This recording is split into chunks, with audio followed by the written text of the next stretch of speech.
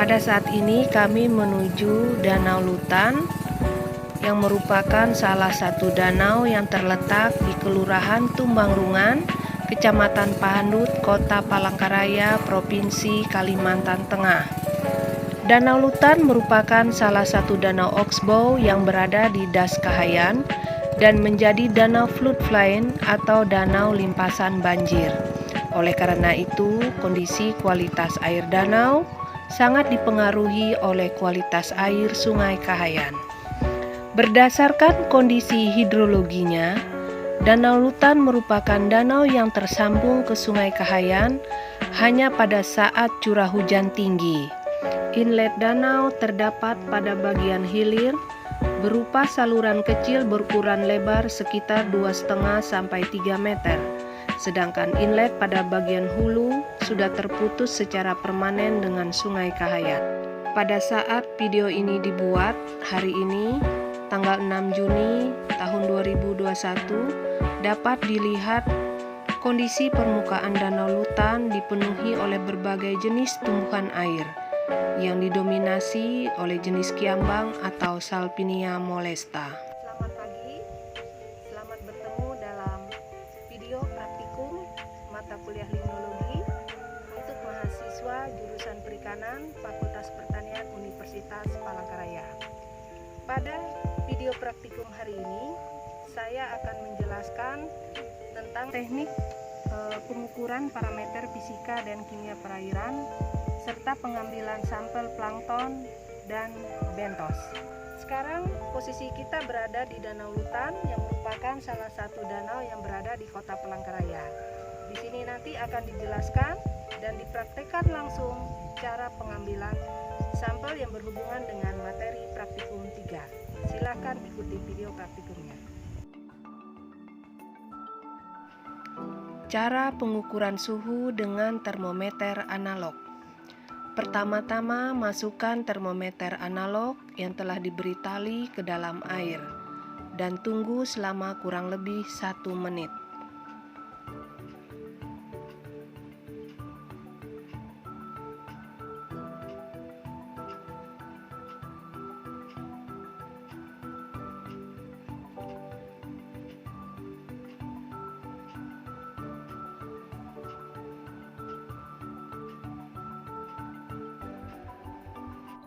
Angkat termometer dari air dan segera baca nilai suhu berdasarkan skala yang ditunjukkan pada termometer analog tersebut.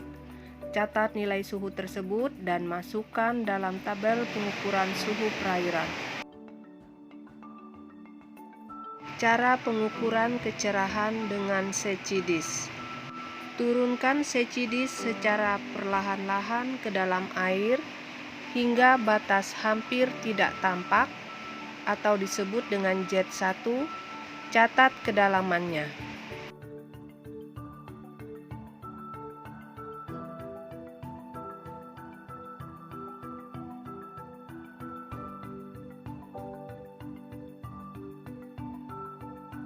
Turunkan Setchidis sedikit hingga batas tidak tampak. Kemudian angkat perlahan-lahan hingga batas hampir tampak atau jet 2, catat kedalamannya. Nilai kecerahan dihitung berdasarkan rumus jet 1 plus jet 2 dibagi 2. Catat nilai dalam tabel pengukuran kecerahan perairan. Cara pengukuran kedalaman perairan dengan depth sonder. Masukkan permukaan depth sonder ke dalam air dengan posisi tegak.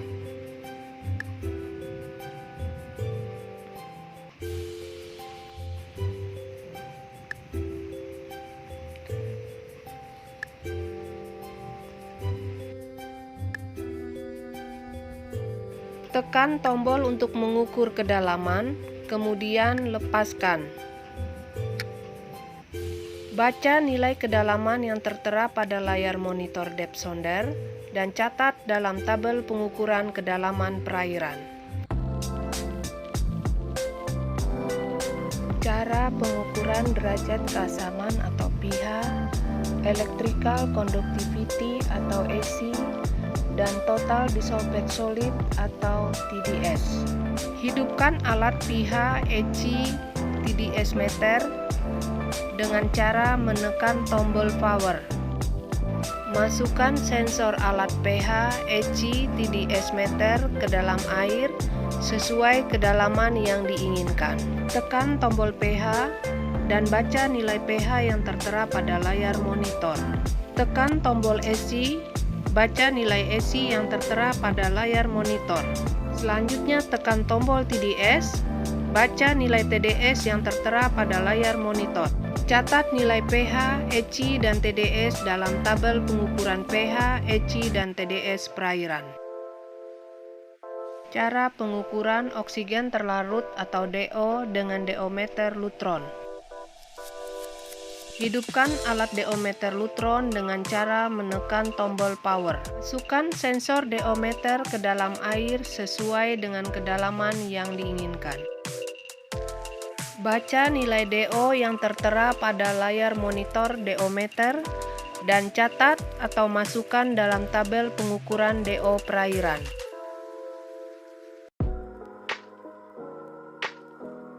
Cara pengukuran suhu, pH, ORP, ECI, DO, dan TDS dengan Horiba Water Quality Checker. Hidupkan alat Horiba Water Quality Checker dengan cara menekan tombol power. Masukkan sensor alat Horiba ke dalam air sesuai kedalaman yang diinginkan. Baca masing-masing nilai parameter yang tertera pada layar monitor Horiba. Layar monitor mudah dibaca karena dapat menampilkan semua parameter pengukuran sebagai waktu yang sama. Selanjutnya, catat nilai masing-masing parameter dalam tabel hasil pengukuran. Cara pengambilan sampel air untuk pengukuran kekeruhan. Siapkan botol sampel air dan bilas dengan air danau sebanyak 3 kali. Arahkan mulut botol sampel ke permukaan air sehingga air permukaan dapat masuk ke dalam botol secara perlahan. Jika botol sudah terisi penuh, tutup botol sampel tersebut. Selanjutnya, air sampel dalam botol diukur tingkat kekeruhannya.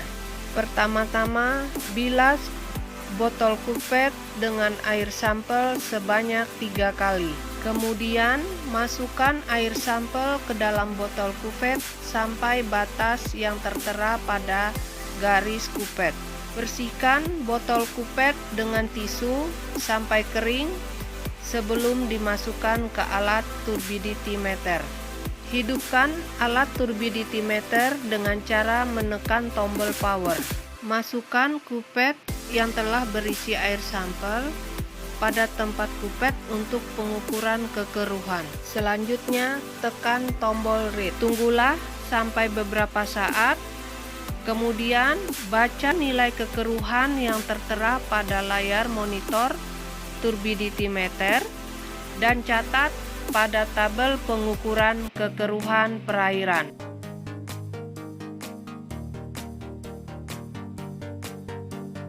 Cara pengambilan sampel plankton. Pertama-tama siapkan planktonet di mana mesais disesuaikan dengan jenis plankton yang akan dikoleksi. Selanjutnya, ambil air permukaan dengan menggunakan ember dan masukkan air ke dalam planktonet. Tunggu sampai semua air yang disaring masuk dan tertampung dalam botol penampung. Selanjutnya, buka botol penampung dan pindahkan sampel plankton ke dalam botol koleksi yang telah diberi keterangan atau label. Berikan pengawet Lugol 1%. Selanjutnya, analisa sampel dilakukan di laboratorium.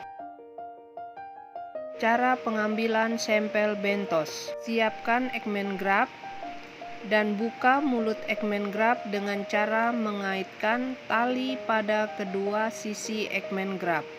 Selanjutnya, Turunkan Ekmen Grab secara perlahan sampai menyentuh dasar perairan. Luruskan tali Ekmen Grab dan lemparkan atau lontarkan batu pemberat sehingga mulut Ekmen Grab mencengkram sedimen dasar perairan dan tertutup. Selanjutnya, angkat Ekmen Grab ke permukaan air dan masukkan ke dalam ember. Buka mulut Ekmen Grab dengan menarik tali pada kedua sisinya.